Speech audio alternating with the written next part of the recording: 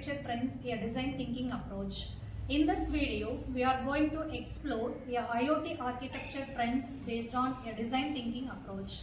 So we know that IoT is a rapid technology. It is a growth in everywhere. But in IoT architecture, normally it is a three-layer architecture. It is a data layer and application layer, transmission layer and cloud layer. In normal days, the IoT architecture faces a new challenges in data transmission and latency. So in this, we are going to explore a IoT architecture trends in design thinking approach. Can you tell me what is design thinking and how IoT is applied in design thinking approach? Yes, ma'am. Design thinking is a human-centered process which focuses only on the user needs by integrating the IoT in it, which gives us a different experience. It also has its own rapid prototyping, which means that the prototyping when we are using IoT will be coming in a very faster manner.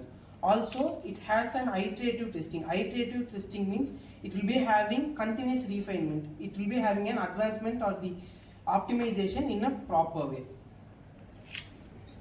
Action. Yes, J. Balaji. Can you tell me about what are all the phases available in design thinking? The phase of starting of the empathize. Empathize is the collecting the user's queries from the pain points and the needs deeply. And the define. Define part is a clearly state the problem to solve. And idea. Idea is generate the idea from the users and innovating and diverse ideas and build the tangible models and prototype the feedback from the iterative. Okay, I am going to talk about one of the current trends in that IoT designing. It is user-centric and edge computing trend. Basically, what this user-centric means, it tackles some important things, important cons of IoT. That is usability and accessibility, personalized experience, and security and privacy. And the trend deep dive is we are going to deep dive is edge computing and user experience. Basically, traditionally, every IoT devices, the data will be sent to the cloud and it will be processed in the cloud. But this one, it takes very time and it is the data will be sent to someone else. So it is a threat to security. So basically, what edge computing is, it will set up a small computer layer in nearby to that sensors or whatever the IoT device is, and the process will be done nearby to that IoT device. So it won't take so much time to get to the cloud and come back. So the latency level will be very less and the security level will be very high because the data is not going somewhere else. It is near to the user. So the security is also very high.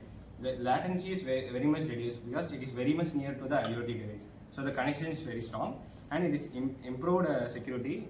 As I said, it is near to the user. So the security is very high and enhanced personalization. Since it is separate to every user, we can personalize it according to our need. We can personalize the edge computing according to our need. So we don't need to rely on cloud anymore. Yes, Abisa. Can you discuss about the sustainability in IoT? Yes, ma'am. It is a powerful shift in technology. So firstly, we have eco-friendly design. In modern IoT, devices are made for less power consumption and are made up of recyclable materials. So it creates less impact on environment while being efficient. Secondly, we have ethical data use. It is gaining a lot of importance in these days. It's not just about collecting the data, it's about collecting it transparently, respective to the user's security and privacy. And for practical examples, we have a smart agriculture monitoring crops and waste management IoT system.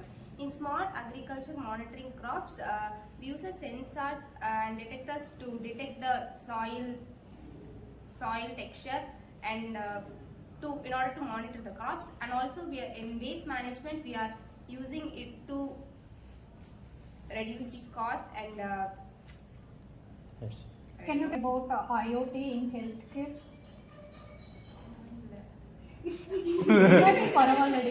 Now let me visualize the IoT architecture with design thinking. First, we have to see the user needs. Let us start with the understanding of the users feedbacks or challenges they are facing in the problem we face.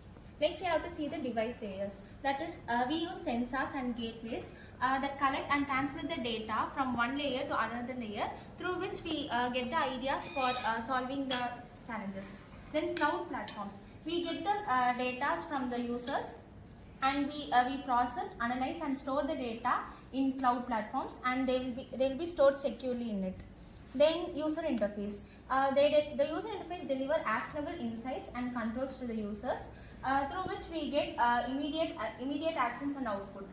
Feedback loops. So we iterate designs based on continuous user feedbacks.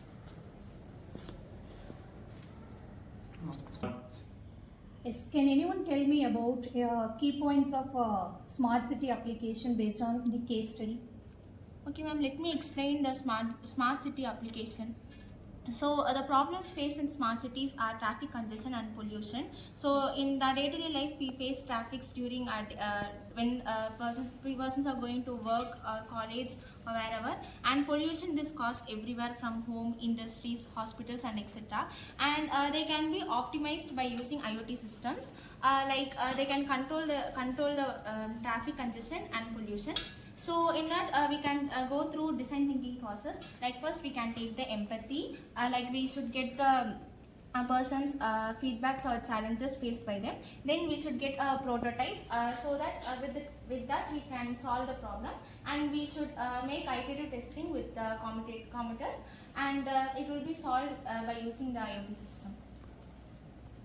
Yes, ma'am. Can you give a conclusion about this design thinking approach? Yes, ma'am. By the end of the session, we got to know about the design thinking of the IoT and the key principles in design thinking of the IoT, the architecture of IoT, and a real-time example of using smart city. And we also got to know about the future implementation of IoT. Thank you.